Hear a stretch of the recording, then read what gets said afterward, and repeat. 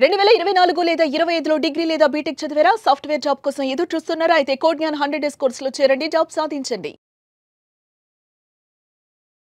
Welcome to Suman TV. నేను మీ Suman TV Nag. Vedic astrology ప్రకారం కనుక మనం చూసుకుంటే నెగిటివ్ ఎనర్జీస్ అనేవి ఎన్ని రకాలుగా ఉండేటువంటి అవకాశం ఉంటుంది. ఎస్పెషల్లీ విమెన్కి, అంటే విమెన్ మీద వాటి ఎఫెక్ట్ ఏ విధంగా ఉండేటువంటి అవకాశం ఉంది. వైదిక్ ఆస్ట్రాలజీ అటువంటి వాటికి ఏం చెప్తోంది, అండ్ నక్షత్రాల వయసు కనుక మనం చూసుకుంటే ఏ నక్షత్రానికి ఏ విధంగా ఉండేటువంటి అవకాశం ఉందనేది ఈరోజు మనతో పాటు వైదిక్ ఆస్ట్రాలజీ ఉమా గారు ఉన్నారు. అది వారి మాటలో తెలుసుకుందాం. నమస్కారం ఉమా గారు. నమస్తే నాగరాజు గారు. వైదిక్ ఆస్ట్రాలజీ ప్రకారం కనుక మనం చూసుకుంటే అండి, నెగిటివ్ ఎనర్జీస్ అనేవి ఒక మనిషి మీద ఎలాంటి ప్రభావాన్ని చూపించేటువంటి అవకాశం ఉంది, ఎన్ని రకాలుగా ఉంటుంది అసలు? తప్పకుండా అండి. నెగిటివ్ ఎనర్జీస్ అనేటువంటివి మనము గ్రహాల విషయంలో మాట్లాడినా, మనిషి యొక్క స్వభావరీత్యా, ప్రకృతి యొక్క స్వభావరీత్యా, అతనికి వచ్చే ఎదురయ్యేటువంటి పరిస్థితుల రీత్యా మనం మాట్లాడినా 4 రకాలుగా విభజించబడి ఉంటుందండి. ఇది ఒక ఎక్స్టర్నల్ ఫ్యాక్టర్ అన్నమాట. అంటే బయటకి సంబంధించింది. అది వివరంగా చెప్తాను. నెంబర్ 1 ఏంటి అంటే నాగరాజు గారు, దీంట్లో స్థలదోష శక్తి అనేటువంటిది ఉంటుంది. ఫర్ ఎగ్జాంపుల్, మనం చాలా సందర్భాల్లో మీరు, నేను అందరూ వినే ఉంటారు ఈ మాట. నేను ఆ ఇంట్లోకి వెళ్ళాక బాగా కలిసి వచ్చింది, లేకపోతే ఈ ఇంట్లోకి వెళ్ళాక మా ఇంట్లో వాళ్ళకి ఆరోగ్య సమస్యలు వచ్చాయి, మా అబ్బాయి ఇక్కడ ఉన్నంత వరకు, ఈ స్కూల్లో ఉన్నంత వరకు చాలా బాగున్నాడు, ఎప్పుడైతే ఆ ఫారెన్ వెళ్ళాడో లేకపోతే అక్కడికి వెళ్ళాడో అక్కడి నుంచి ప్రాబ్లమ్స్ స్టార్ట్ అయ్యాయి. ఇలాంటివి ఎక్కువ ఉంటాయి. ఎందుకు అంటే ఆ స్థలము, ఆ పరిస్థితి, అక్కడి నుంచి ఆ చేంజెస్ అనేవి ఖచ్చితంగా కనబడతాయండి. దాన్నే స్థలదోష శక్తి అంటాము. ఇది వాస్తుకి మనం ఇంక్లూడ్ చేసుకున్న, పరిస్థితులకు ఇంక్లూడ్ చేసుకున్న, ఆ మనిషి యొక్క జాతకానికి, జాతకం అంటే నథింగ్ బట్ కర్మ అండి. కర్మ బట్టి మనం అతను ఏ దిక్కుకు వెళ్తే మంచిది, కొంచెం బెటర్ పొజిషన్లో ఉంటాడు అనేటువంటిది మనం ఎస్టిమేట్ చేయొచ్చు. సో దాన్ని స్థలదోష శక్తి అంటాను నాగరాజు గారు. ఇక రెండోది ఏంటి అంటే మానస దోష శక్తి అన్నమాట. మానస దోష శక్తి అంటే కొంతమంది స్వతహాగా వాళ్ళ యొక్క స్వభావరీత్యా ఎక్కువగా చాలా సెన్సిటివ్ అండ్ ఎమోషనల్గా ఉంటారు. వాళ్ళు చాలా యాంగర్ అనమాట. యాంగర్ ఇష్యూస్ చాలా ఎక్కువగా ఉంటాయి. Over thinking, depressing mind, dark డైమెన్షన్లోకి వెళ్ళిపోతూ ఉంటారు. ఎక్కువగా డార్క్ ఫేజ్లో ఎక్కువగా ఉంటుంటారు. సైకిక్ మెంటాలిటీ ఉంటుంది. అది తప్పు కాదు, కానీ జాతకంలో చంద్రబలం లేనటువంటి వాళ్ళకి, క్షీణచంద్రుడు ఉన్న వాళ్ళకి అలాంటివి ఉంటాయని ఎప్పుడో ఆస్ట్రాలజీ చెప్పింది. ఖచ్చితంగా పైశాచికమైనటువంటి బాధలు ఉంటాయన్నమాట. అంటే దాన్ని ఏమంటాము అంటే ఈ ఓవర్ థింకింగ్, ఇలాంటి ఉన్నది లేనిది ఉన్నట్టుగా ఊహించుకుంటూ, కోపం, ఇలాంటివి ఎక్కువగా ఉండడం. దీన్ని మనం ఎంత తక్కువగా చూస్తే అంత తక్కువగా, ఎంత ఎక్కువగా ఆ ప్రభావం చాలా ఎక్కువగా ఉంటుంది. మనం ఒక బ్లూ ప్రింట్ కాబట్టి యావరేజ్గా మాట్లాడుకుంటున్నామండి. నెంబర్ 3 ఏంటి అంటే అభిచార శక్తి అనమాట. దృష్టి ప్రభావం మీ మీద పడిందండి. మనం వింటూ ఉంటాం, దృష్టి నా మీద ఎక్కువగా ఉంది, బయటికి వెళ్ళి వచ్చాను. ఆ నెగిటివ్ ఆరా, ఈ నెగిటివ్ ఆరా దృష్టి ఎక్కడి నుంచి వచ్చిందంటే ఒక ఎక్స్టర్నల్ ఫ్యాక్టర్. సో ఆ శక్తి అనేటువంటిది నెగిటివ్ ఎనర్జీగా ఇబ్బంది పెడుతూ ఉంటుందండి. నెంబర్ 2 ప్రయోగ శక్తులు అనమాట. ఓం నమ శివాయ అనేటువంటిది అపారమైన పాజిటివ్ ఎనర్జీ ఇస్తుంది. దాన్ని తిరిగితే ఒక నెగిటివ్ ఎనర్జీ ఇస్తుంది. ఆ నెగిటివ్ ఎనర్జీస్ అనేటువంటివి ఆ దృష్టికోణం, ద్వేషపూరితమైనటువంటి దృష్టి నుంచి కానీ, ఆ మిమ్మల్ని ఇబ్బంది పెట్టాలనేటువంటి కోణం నుంచి కానీ ఖచ్చితంగా వస్తాయి. అవే అభిచార శక్తులుగా ఆల్రెడీ వర్ణించారండి.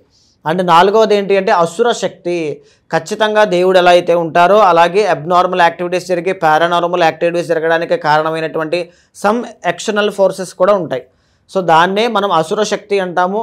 ఎప్పుడైనా చాలా సందర్భాల్లో కొంతమంది ఎక్స్పీరియన్స్ అవుతూ ఉంటారు. పడుకున్నప్పుడు పేక నొక్కినట్టుగా అనిపించడం కావచ్చు, భయం వేయడం, ఎవరో కదిలినట్టుగా గజ్జల సౌండ్ వినపడడం కానీ, లేకపోతే ఏదో ఆత్మలు ఉన్నట్టుగా తెలియడం కానీ కొన్ని నక్షత్రాల వాళ్ళకి, మనం రాబోయే రోజు మాట్లాడుకుందామండి, కొన్ని నక్షత్రాల వాళ్ళకి అలాంటి పారానార్మల్ యాక్టివిటీస్ని గుర్తించి సెన్స్ చేయగలిగేటువంటి కెపాసిటీ ఉంది. అది ఆస్ట్రాలజీ ఎప్పుడో చెప్పింది. ఎగ్జాంపుల్ మఖా నక్షత్రం, వీళ్ళకి అధిపతి పితృదేవతలు. సో వీళ్ళు ఏంటి అంటే పితృదేవతలకు అనుగ్రహంతో సకము కోరికలతో జన్మించిన వాళ్ళకే శాస్త్రం చెబుతూ ఉంటుంది. అంటే ఒక్కొక్కరికి ఒక్కొక్క రకమైనటువంటి ఎనర్జీతో ఉంటారండి నక్షత్రాలు అనేటువంటి వాళ్ళు. అదే నక్షత్రంలో పుట్టడానికి కారణం ఏంటి? ఒక్కొక్క ఎనర్జీ, ఒక్కొక్క కర్మ ఉంటేనే ఆ నక్షత్రంలో పుడతారు. అలాగా కొన్ని నక్షత్రాల వాళ్ళకి అసుర శక్తి అనేటువంటిది ఎఫెక్ట్ అవుతూ ఉంటుంది 100%. దానివల్ల వాళ్ళ లైఫ్లో ఎదగలేకపోతారు. ఆ ప్రాబ్లం, ఆ బ్లాకేజ్ క్లియర్ చేస్తే వాళ్ళు చాలా ఫ్రీ అయిపోతారు. ఇలాగ ప్రతి నక్షత్రానికి, ప్రతి రాశికి సంబంధించి వారి స్వభావాలు, గ్రహాల రూపంలో వారి స్వభావాలు, జల తత్వరాశులని, పృథివీ తత్వరాశులని ఈ విధంగా వర్ణిస్తూ ఆస్ట్రాలజీ ఎప్పుడో చెప్పిందండి. సో ఇక్కడ ఈ నెగిటివ్ ఎనర్జీస్ విషయంలో ఏ రాశుల వాళ్ళు ఎలాంటి జాగ్రత్తలు తీసుకోవాలనేది కూడా ముందే చెప్పింది. ఏ రాశుల వాళ్ళు, ఏ నక్షత్రాల వాళ్ళు ఎలాంటి జాగ్రత్తలు తీసుకోవాలి, ఎక్కడెక్కడ ఏ టైంలో వాళ్ళు ఇబ్బంది పడతారు, ఏ గ్రహ దశల్లో వాళ్ళు ఇబ్బంది పడతారు అనేటువంటిది కూడా చెప్పబడి ఉందండి. మీరు చెప్పిన దాని ప్రకారము అంటే నెగిటివ్ ఎనర్జీస్లో జనరల్గా ఇప్పుడు మీరు చెప్పిన వాటిలో కనుక మనం చూసుకుంటే రోహిణి నక్షత్రం వారికి ఎస్పెషల్లీ విమెన్కి అక్టోబర్ నుంచి డిసెంబర్ వరకు ఏ విధంగా ఉంటుంది and A negative energy effect force ఎక్కువగా ఉండేటువంటి అవకాశం ఉంటుందంటారు? తప్పకుండా అండి. ముఖ్యంగా మనం రోహిణి నక్షత్రం కోసం మాట్లాడుకుంటే ఎవరైనా చూస్తూ ఉంటే ఓ వా వీవు అనే అక్షరాల మీద మీ పేరు ప్రారంభమైతే తప్పకుండా మీది రోహిణి నక్షత్రం కింద మీరు ఫిక్స్ అవ్వచ్చు. రోహిణి నక్షత్రం వాళ్ళు ఏంటి అంటే అండి, అధిపతి చంద్రుడు అండి. జనరల్లీ వీళ్ళకి మెంటల్ ప్రెషర్స్ అనేటువంటివి చాలా ఎక్కువ ఉంటాయి లైఫ్లో. మాతృత్వము అంటే తల్లి దగ్గర నుంచి వచ్చేటువంటి ఇబ్బందులు ఎక్కువగా ఉంటాయి. తర్వాత జీవితంలో ఈ మ్యారిటల్ లైఫ్లో వచ్చేటువంటి ప్రాబ్లమ్స్ అలాగే ఉంటాయి. డామినెంట్ ఇష్యూస్ అనేటువంటివి ఎక్కువగా కనబడతాయి. ఎంత ట్రై చేసినా, ఎంత ప్రేమ ఇద్దాం అనుకున్నా వాళ్ళకి అది తిరిగి రాకపోవడం కావచ్చు, ఇలాంటివన్నీ ఎక్కువగా కనబడుతూ ఉంటాయండి. అయితే ఇది దేనికి సంబంధించిందో మీకే తెలిసే ఉంటుంది. మానస దోష శక్తి అండి. మానస చంద్రమో మనసో జాతః అంటాము. చంద్రుడు ఎవరు కారకుడు అంటే మనస్సు కారకుడు అండి. సో ఎప్పుడైతే మానస దోష శక్తి అనేటువంటిది కనబడుతూ ఉంటుందో ప్రశాంతత అనేటువంటిది లైఫ్లో ఎదురవ్వదు నాగరాజ్ గారు. ఇంకొకటి ఏంటి అంటే రోహిణీ నక్షత్ర జాతకులకి గైనిక్ ఇష్యూస్ అనేటువంటివి చాలా ఎక్కువ వస్తాయండి. బికాస్ ఎందుకు అంటే హార్మోనల్ ఇంబ్యాలెన్సెస్ వల్ల ఈ ప్రశాంతత అనేటువంటిది లేకపోవడం ఇన్సోమ్నియా అంటారు. అంటే చంద్రుడి యొక్క బలం లేనటువంటి వాళ్ళకి ఈ ప్రాబ్లం ఎక్కువగా వస్తుంటుంది అనమాట. ఇన్సోమ్నియా ఏంటి అంటే నిద్ర పట్టకపోవడం అండి. రాత్రి 2 అయినా 3 అయినా నిద్ర పట్టదు. ఓవర్ థింకింగ్ అనేటువంటిది పెరుగుతుంది. యాంగ్జైటీ ఇష్యూస్ అనేటువంటివి పెరిగిపోతాయి. సో ఏంటంటే వాళ్ళొక ట్రామాలోకి వెళ్ళిపోతారనమాట తెలియకుండానే. సో ఇది దేనివల్ల వస్తుంది అంటే చంద్రబలం లేకపోవడం వస్తుంది. మానస దోష శక్తి. దీనివల్ల విమెన్కి గైనిక్ ఇష్యూస్ అనేటువంటివి తీవ్రమయ్యే అవకాశాలు ఉంటాయండి. అండ్ ఈ చంద్రబలం అనేటువంటిది లేకపోవడం వల్లనే ఆడవాళ్లలోనే వీళ్ళకి శత్రువులు పెరుగుతూ ఉంటాయి. ఎలాగా ఐదర్ అది అత్తగారి వల్ల అవ్వచ్చు, పెళ్ళైన తర్వాత మీకు అత్తగారితో తగులు ఉన్నాయి అంటే ఈ మానస దోష శక్తి వల్లే కలుగుతూ ఉన్నాయి. ఆమె దగ్గరికి వెళ్ళి అడిగితే మీ మీద కంప్లైంట్స్ ఉంటాయి. జనరల్లీ ఆబ్వియస్లీ ఇవన్నీ ఉంటాయండి. కానీ మీకున్నటువంటి మానస దోష శక్తి అనేటువంటిది అంటే ఆ మైండ్ కంట్రోల్, ఆ ఎమోషన్స్ అనేవి మిమ్మల్ని కంట్రోల్ చేస్తాయి. మీరు వాటిని కంట్రోల్ చేయలేకపోతారు. రోహిణి నక్షత్ర జాతకులు ఆ నిద్ర పట్టకపోవడం దానికి ఏంటి అంటే ఇక తప్పక అలాగే ఇబ్బంది పడుతూ ఉంటారనమాట. ఇదే కాకుండా రోహిణి నక్షత్ర జాతకులు వెరీ టాలెంటెడ్ అండి. Generally very skilled persons. సుఖాన్ని అనుభవించేటువంటి దాంట్లో కూడా రోహిణి నక్షత్రం వాళ్ళు పుట్టుకతోనే వాళ్ళు అనుభవిస్తారు అని చెప్పి శాస్త్రం చెబుతోంది. కానీ అలాంటి వాళ్ళకి ఇది ఎందుకు వస్తాయి అంటే మానస దోష శక్తి అనేటువంటిది ఒక ఎక్స్టర్నల్ ఫ్యాక్టర్ నాగరాజు గారు. ఇప్పుడు అది తగ్గాలి అంటే ఏం చేయాలంటే చంద్రబలము అనేటువంటిది పెరగాలి. చంద్రబలం పెరగడానికి శివ ఆరాధన అనేటువంటిది చేయాలి. దీంతో పాటుగా ముఖ్యంగా ఇబ్బంది పడేటువంటిది ఏంటి అంటే అభిచార శక్తి. అభిచార శక్తి అంటే ఏంటి అంటే ఒక నరదృష్టి కావచ్చు, లేదా ఒక ప్రయోగము కావచ్చు, ఒక ద్వేషపూరితమైనటువంటి భావన వీళ్ళ మీద పడడం కావచ్చు, ఆ యొక్క దృష్టి వీళ్ళ మీద పడడం కావచ్చు. ఇలా బయట ఉన్నటువంటి శక్తులు కానీ నెగిటివ్ ఎనర్జీస్ అనేటువంటివి అభిచార శక్తిపూర్వకంగా వీళ్ళ మీద పడడం వల్ల మేజర్లీ భార్యాభర్తలు దూరం అవుతారండి. ఎలా దూరం అవుతారంటే విడిపోవడం కాదు, భార్య ఒకచోట భర్త ఒకచోట ఇద్దరు విడివిడిగా ఉండేటువంటి అవకాశాలు ఉంటాయి. తద్వారా మానసిక, శారీరక, ఆర్థిక ఇబ్బందులు, వ్యవహారాలన్నింటిలోనూ తేడా వస్తుంది. సో ఇది అభిచార శక్తి వల్ల కలుగుతుంది. సో ఇంకొక విషయం చెప్తానండి దీంట్లోనే కూలంకషంగా. నేను స్థలదోష శక్తి కోసం చెప్పిన తర్వాత చాలామంది నా దగ్గరికి వచ్చిన వాళ్ళు కూడా కరెక్ట్ అండి, స్థలదోష శక్తి అనేటువంటి విషయంలో మా అబ్బాయి ఎక్కడున్నంత కాలమో చాలా బాగున్నాడు, ఎప్పుడైతే ఇలా ఫలానా ప్రదేశానికి మేము చదువుకోమని పంపించామో అక్కడి నుంచి వ్యసనాలు, అలవాట్లు, చెడు సహవాస దోషం ఇవన్నీ పట్టాయి. కానీ అదే వ్యక్తి ఇక్కడ మా ఊర్లో ఉన్నట్లయితే అలాంటి ప్రాబ్లం ఏది ఉండేది కాదు, మేమే చక్కగా చూసుకునేవాళ్ళం. సో చూసారండి స్థలదోష శక్తి అనేటువంటిది ఏ విధంగా ఇబ్బంది పెడుతుందో అది వీళ్ళకి కూడా ఉంటుంది నాగరాజు గారు. బికాజ్ ఎందుకు అంటే భార్యాభర్తల మధ్యలో కలత్ర దోషం అనేటువంటిది కనబడుతోంది కాబట్టి ఈ స్థలదోష శక్తి అనేటువంటిది కూడా ఇబ్బంది పెడుతూ ఉంటుంది. ఎప్పుడైనా మీరు ప్రతిరోజు కూడా మెడిటేషన్ చేయండి. బ్రహ్మ ముహూర్తంలో లేచి మెడిటేషన్ చేయడం వల్ల మీకున్నటువంటి మానస దోష శక్తి కావచ్చు, అభిచార శక్తి కావచ్చు, రెండు కూడా తగ్గుముఖం పడతాయి. ఎందుకు అంటే మీ ఆరా అనేటువంటిది డెవలప్ అవుతుంది కాబట్టి, స్ట్రాంగ్ అవుతుంది కాబట్టి ఏ ఎక్స్టర్నల్ ఫ్యాక్టర్ కూడా మిమ్మల్ని ఏమీ చేయలేదు. ఇక రెండవది ఏంటి అంటే స్థలదోష శక్తి. మీకు జనరల్లీ ఏ డైరెక్షన్స్ బాగుంటాయంటే ఈస్ట్.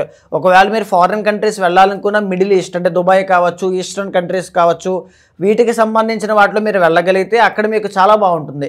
చాలామంది విదేశాలు వెళ్ళిన తర్వాత కూడా ఎన్నో రకాలుగా ఇబ్బంది పడుతూ ఉంటారండి. స్థలదోష శక్తి అనేటువంటిది కూడా ఆ డైరెక్షన్ని ఏ వైపు వెళ్తే బాగుంటుంది, ఏ దిక్కులో కూర్చుని వర్క్ చేస్తే బాగుంటుంది, ఎవ్రీథింగ్ ఇవన్నీ కూడా దీనికి సంబంధించింది నాగరాజు గారు. రోహిణి నక్షత్ర జాతకులకి అమ్మ మీకు ఏదైనా గైనిక్ ఇష్యూస్ వస్తున్నాయన్నా, లేకపోతే మ్యారిటల్ లైఫ్లో ప్రాబ్లమ్స్ దూరం అనేటువంటిది పెరుగుతోంది అన్నా, లేకపోతే ఇంకొక కనెక్షన్ నాగరాజు గారు మ్యారిటల్ లైఫ్కి వీళ్ళ యొక్క నష్టానికి ఇంటర్లింక్ ఉంటుంది. ఎలాంటి నష్టము అంటే for example loss of money. Marriage అయిన తర్వాత నాకు ఉద్యోగం పోయిందండి, మ్యారేజ్ అయిన తర్వాత నాకు బిజినెస్లో ఇబ్బందులు ఉన్నాయి, మ్యారేజ్ అయిన తర్వాత loss of health, chronic health issues ఏదో వచ్చింది, మ్యారేజ్ అయిన తర్వాత నేను విదేశాలు వెళ్ళాల్సిన ఆఫర్ లెటర్ కరెక్ట్గా పెళ్ళైన తర్వాత వచ్చింది. ఇవన్నీ కూడా చాలా ఇంటర్లింక్ ఉంటాయండి. Because 7th and 12th lord కుజుడు కాబట్టి. సో ఆ డామినెంట్ ఇష్యూస్ ఇవన్నీ కూడా ఆల్మోస్ట్ ఫేస్ చేసే అవకాశాలు ఎక్కువ ఉంటాయి. మీకు జాతకంలో శని అనేటువంటి ఆయన రాజయోగ కారకుడు అండి. కోల్, పెట్రోలియం, గ్యాస్ స్టేషన్స్ వీటికి సంబంధించిన వాటిల్లో మీరు ఫోకస్ చేయగలిగితే శని మీకు అద్భుతమైన రాజయోగాన్ని ఇస్తాడు. కానీ మీకున్నటువంటి మానస దోష శక్తి వల్ల కావచ్చు, అభిచార శక్తి వల్ల కావచ్చు, చిన్న చిన్న వాటిలోనే సెటిల్ అయిపోయి అక్కడ చిన్న దాంతోనే ఆగిపోయే అవకాశాలు ఎక్కువ ఉంటాయి. ఎవ్రీ డే మెడిటేషన్ చేయండి. ఎవరికి మెడిటేషన్ చేయాలి అంటే శివుడికి ఎక్కువగా ఆరాధన చేయండి. బికాజ్ చంద్రుడికి అధిపతి శివుడు అండి. సో శివుడికి ఎక్కువగా ఆరాధన చేయండి. రోహిణీ నక్షత్ర జాతకులు కృష్ణ భగవానుడు పుట్టినటువంటి నక్షత్రంలో పుట్టినటువంటి వాళ్ళండి. సో ఎక్కువగా జనరల్లీ అవమానాలు ఎక్కువ ఉంటాయి, ఈ ప్రశాంతత అనేటువంటి తక్కువ ఉంటుంది, వీళ్ళే ఎక్కువగా శ్రమ పడతారు, కానీ రిజల్ట్స్ ఏమి అన్నీ తక్కువగా ఉంటాయి. ఇలాంటివన్నీ ఉంటాయి నాగరాజు గారు. అయితే ఈ అక్టోబర్ దగ్గర నుంచి డిసెంబర్ దాకా వీళ్ళకి ఎలా ఉండబోతోంది అనేది మనం చూస్తే కనుక ముఖ్యంగా అండి అక్టోబర్ 10వ తారీఖు దగ్గర నుంచి శని అనేటువంటి ప్లానెట్ 10th హౌస్లోకి 11th హౌస్లో నుంచి 10th హౌస్లోకి రాహు పక్కకి వస్తున్నారు. దీన్ని ఏమంటాము అంటే కంటక శని అంటాను నాగరాజు గారు. కంటక శని అంటే ఏంటి అంటే ఒక పర్సన్, ఆ కంటక శని ఎఫెక్ట్ అయినటువంటి పర్సన్ ఏమవుతుంది అంటే ఫ్యామిలీ దగ్గర నుంచి దూరంగా వెళ్ళాల్సిన పరిస్థితులు వస్తాయి. జాబ్ కోసం కానీ, వ్యాపారం కోసం కానీ, మ్యారేజ్ కోసం కానీ, ఎనీథింగ్ ఒంటరిగా ఉండాల్సిన పరిస్థితులను ఏర్పాటు చేస్తూ ఉంటాడు. ఒంటరిగా నించోబెట్టి అక్కడ జీవితాన్ని నేర్పించాలనుకుంటాడు. ట్రాన్స్ఫర్స్ కానీ, బదిలీలు, స్థానచలనము వీటికి సంబంధించినవి ఎక్కువగా కనబడుతూ ఉంటాయండి. అండ్ కంటక శని ఎప్పుడైతే ఎఫెక్ట్ అవుతుందో మీ కెరీర్లో మీరు ట్రై చేసే ప్రతి దాంట్లోనూ కూడా వెనక్కి లాగే పరిస్థితులు ఎక్కువగా కనబడతాయి. నెంబర్ 1. నెంబర్ 2 ఏంటి అంటే కెరీర్లో మీరు ఏదైనా జాబ్ కోసం ట్రై చేస్తుంటే దాంట్లో సక్సెస్ అనేటువంటిది లేకపోవడం, అది నోటి దాకా వచ్చి వెనక్కి వెళ్ళిపోతుంది అనేటువంటి ఒక ఫీలింగ్ కలుగుతూ ఉంటుంది. ఆల్మోస్ట్ అయిపోయింది అనుకుంటారు, కానీ లాస్ట్ మినిట్లో అది పోతుంది.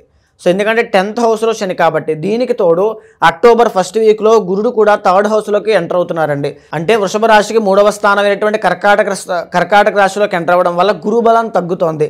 ఇప్పటిదాకా మీకు గురుబలం బాగుందండి, కానీ ఇక్కడి నుంచి గురుబలం తగ్గుతోంది కాబట్టి మనీ విషయంలో ఎవరికి డబ్బులు ఫ్రీగా ఇవ్వద్దు, అప్పుగా తీసుకోవద్దు, అప్పు ఇవ్వద్దు, అప్పు తీసుకోవద్దు. ఆర్థిక వ్యవహారాల్లో జాగ్రత్తగా ఉండండి. సంతకాలు కానీ, హామీలు కానీ ఏది పెట్టద్దు. ముఖ్యంగా ఎడ్యుకేషన్, విద్యార్థులు ఎవరైనా ఉంటే బాగా కాన్సన్ట్రేషన్ ఎక్కువగా చేయాలి. మీకు మానస దోష శక్తి వల్ల కాన్సన్ట్రేషన్ తగ్గే అవకాశాలు ఎక్కువగా ఉంటాయి. సో వెండి కడియం ఒకటి వేసుకోండి. ప్రశాంతత తర్వాత కాన్సన్ట్రేషన్ 2 ఇంప్రూవ్ అవుతాయి. ఆడవాళ్ళు అయితే వెండి పట్టీలు లాంటివి ఏదైనా ధరించవచ్చమ్మా, అది చాలా బాగుంటుంది. అయితే ఓవరాల్గా అక్టోబర్ దగ్గర నుంచి డిసెంబర్ దాకా మిశ్రమ ఫలితాలు కనబడుతూ ఉన్నాయండి. Till December 27. బికాజ్ మళ్ళీ గురుడు అక్కడి నుంచి మిథునంలోకి రావాలంటే December 27 దాకా టైం ఉంది. 90 డేస్ అండి. సో 90 డేస్, సెప్టెంబర్ 28వ తారీఖు దగ్గర నుంచి December 27వ తారీఖు దాకా 90 డేస్ పాటు వృషభ రాశి వాళ్ళు కెరియర్లో, మనీ విషయంలో, విద్య విషయంలో చాలా జాగ్రత్తగా ఉండాలి నాగరాజు గారు. రెమెడీస్ ఏమైనా ఉంటాయండి? అంటే మీరు చెప్పిన దాని ప్రకారం కనుక మనం చూసుకుంటే కొంతమందికి ఏంటంటే పర్సనల్ చాట్ త్రూ మిమ్మల్ని వచ్చి కలవాలనుకునేటువంటి వాళ్ళు ఉంటారు. వీటికి రెమెడీస్ ఏ విధంగా ఉంటాయి, మిమ్మల్ని ఎలా అప్రోచ్ అవ్వాలి? తప్పకుండా అండి. అలాంటి వాళ్ళు ఎవరైనా ఉంటే మీకు కింద కనిపించే నెంబర్కి కాల్ చేస్తే మా వాళ్ళు మీకు పూర్తి వివరాలు అందిస్తారు. మీ యొక్క జాతకాన్ని చూసిన తర్వాత చాలామంది నాకు వచ్చినటువంటి వాళ్ళలో కావచ్చు, నేను చూసిన వాళ్ళలో కావచ్చు, నేను సరైన వృత్తిలోకి వెళ్ళకపోవడానికి నా తల్లిదండ్రులే కారణం, లేకపోతే నేను నా జీవితం ఎలా ఉండడానికి ఆ దేవుడే కారణం అనేటువంటి ఒక రాంగ్ డైరెక్షన్లో ఆలోచించడం మొదలుపెట్టి వాళ్ళ జీవితాన్ని వాళ్ళే నాశనం చేసుకుంటూ ముందుకు వెళ్తారండి. అదే పాస్ట్ లైఫ్లో వాళ్ళు కరెక్ట్గా ఏ డైరెక్షన్లోకి వెళ్తే బాగుంటుందో వాళ్ళకి తెలిసినట్లయితే ఇప్పుడు ఆ కర్మ అనుభవించేవారే కాదేమో. సో అలా ఎవరున్నా సరే ఖచ్చితంగా మీ వెనకాల నేను ఉంటాను. ఒక బ్రదర్లా కావచ్చు, ఫ్యామిలీ మెంబర్లా కావచ్చు, లేకపోతే ఒక ఆస్ట్రాలజర్లా కావచ్చు, మెంటర్లా కావచ్చు. మీ జాతకాన్ని చూసిన తర్వాత గోచారంతో సమన్వయం చేస్తూ ఏదైనా దోషాలుంటే శాంతి పరిహారములు ఆచరింపజేసి భగవత్ అనుగ్రహం కలిగేలా చేస్తాను. Ravi sir, thank you so much Uma గారు. నమస్తే అండి. చూసారు కదండి వీడియో. ఈ వీడియోపై మీ అభిప్రాయం కమెంట్ బాక్స్లో పోస్ట్ చేయండి. ముఖ్యంగా మీరు కనుక మీ పర్సనల్ చార్ట్ త్రూ విద్య, ఉద్యోగం, వ్యాపారం, ఆర్థికం లాంటి విషయాల్లో అసలు మీకు ఏ విధంగా ఉంది అండ్ ఎలా ఉంటే మేము లైఫ్ని బెటర్గా పర్ఫామ్ చేయగలుగుతాము అనేటువంటి విషయాలు కనుక ముందే తెలుసుకొని ఏదైనా దోషాలు ఉంటే దాన్ని క్లియర్ చేసుకుందాము అనుకునేటువంటి వాళ్ళు, వేదిక్ ఆస్ట్రాలజీ త్రూ ముందుకు వెళ్ళాలి అనుకునేటువంటి వాళ్ళు ఉమా గారిని సంప్రదించాలి అనుకుంటే స్క్రీన్ మీద మీకు కాంటాక్ట్ నెంబర్ కనిపిస్తుంది. దాన్ని మీరు కాల్ ఆర్ మెసేజ్ వాట్సాప్ చేసి వెంటనే అపాయింట్మెంట్ బుక్ చేసుకోండి. ఈ వీడియో లైక్ చేయండి, షేర్ మాత్రం తప్పకుండా చేయండి. ఇలాంటి మరిన్ని వీడియోస్ కోసం మా ఛానల్ ఫాలో అవ్వండి. Thank you.